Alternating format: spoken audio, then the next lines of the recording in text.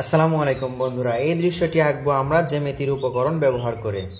দেখতে পাচ্ছেন জ্যামিতি থেকে একটি চাঁদা নিলাম, A4 সাইজের কাগজের ওপর এভাবে ধরলাম। ধরার পর এখান থেকে একটা চাঁদার দাগ আঁকলাম এতটুকু। এরপর আবার এখানে ধরলাম, দেখুন একটু উপর থেকে এভাবে আরেকটা দাগ আঁকলাম, আবার এখানে আরেকটা দাগ আঁকবো।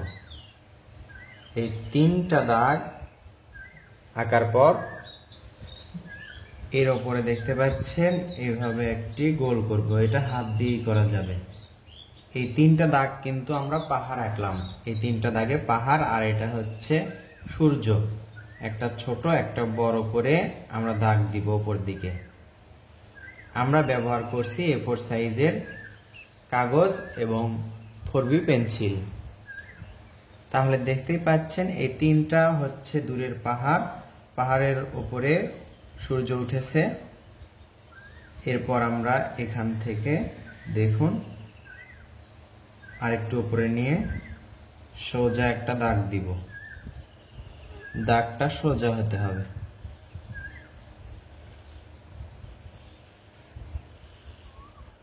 সোজা দাগ দেওয়ার পর এখান থেকে এই তো উপরে আমরা এগুলো হচ্ছে কি আঁকবো, এগুলো পাহাড়ের নিচের যে গাছপালা আছে সেগুলো ঝাউয়ের মতো দেখা যাচ্ছে। একটু উপর দিকে যাব, এই দাগ পর্যন্ত নিয়ে গিয়ে ওটার সাথে লেগে দিলাম, তাহলেই সুন্দর লাগবে। দুই পাহাড়ের মাঝে একটু গাছের মতো দেখা যাচ্ছে, এখানেও একটু দিলাম। এখানে ছোট্ট করে একটি ঘর আঁকবো। এখানে দেখতে পাচ্ছেন জ্যামিতি থেকে আমরা একটি ত্রিভুজ নিলাম, ত্রিভুজ নিয়ে এই তো এইটুকু আঁকবো। দেখুন পুরোপুরি ত্রিভুজ আমরা আঁকবো না, এতটুকু আঁকবো। আঁকার পর এটা দিয়েই আমরা একটা সোজা দাগ দিব। হয়ে গেল একটি ত্রিভুজ। এখন এখানে একটা সোজা দাগ দিতে হবে। সোজা দাগ দিলাম, দাগটা ডাবল করব। এই তো ডাবল করলাম, এটা মিলে দিলাম, এটা মিলে দিলাম, আবার এখান থেকে এটার সাথে লেগে দিলাম, এখান থেকে এটার সাথে লেগে দিলাম। ছোট বাচ্চারা এরকম করে ঘর আঁকবে। দরজাও একটা চতুর্ভুজ। এখানে আমরা একটি বৃত্ত আঁকবো, আবার এখানেও একটি বৃত্ত আঁকবো। এর মাঝে একটা দাগ দিব এভাবে। এটা হচ্ছে জানালা, আর এই দরজার মাঝে আরেকটা দাগ দিতে হবে। এবার আমরা কি করব, দেখুন এই পাশে যেরকম ঘর এঁকেছি সেরকমই আরেকটা ঘর আমরা দ্রুত আঁকবো অল্প সময়ের মধ্যে। যেহেতু প্রথমবার আমরা এঁকে দেখাইছি কিভাবে ঘরটা আঁকবেন। প্রথমে ত্রিভুজ আঁকতে হয়, এরপর নিচে দুইটা সোজা দাগ দিতে হয়, এরপর এভাবে এটা লেগে দিতে হয়, এখান থেকে একটা দাগ দিতে হয়, আবার এটা লেগে দিলাম, এখান থেকে একটা দাগ দিলাম। এর মাঝে দরজা এবং জানালা আঁকলেই হয়ে যায়। ওই পাশে আমরা এঁকেছি জানালাটা বৃত্ত দিয়ে। এবার আমরা এই জানালাটা ত্রিভুজ দিয়েও আঁকতে পারি।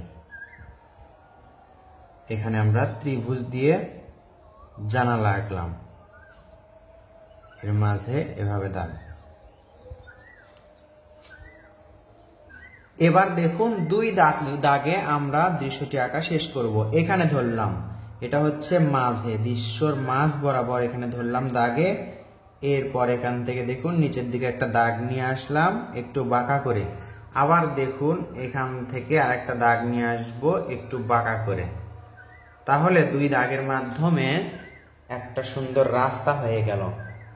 রাস্তার মধ্যে যদি এভাবে দাগ দেওয়া যায় তাহলে কিন্তু সুন্দর লাগবে। দেখুন একটা দাগ, তারপর আরেকটা দাগ, সামনের দিকে যত আসবে দাগটা তত বড় হবে এবং ফাঁকা হবে মাঝে।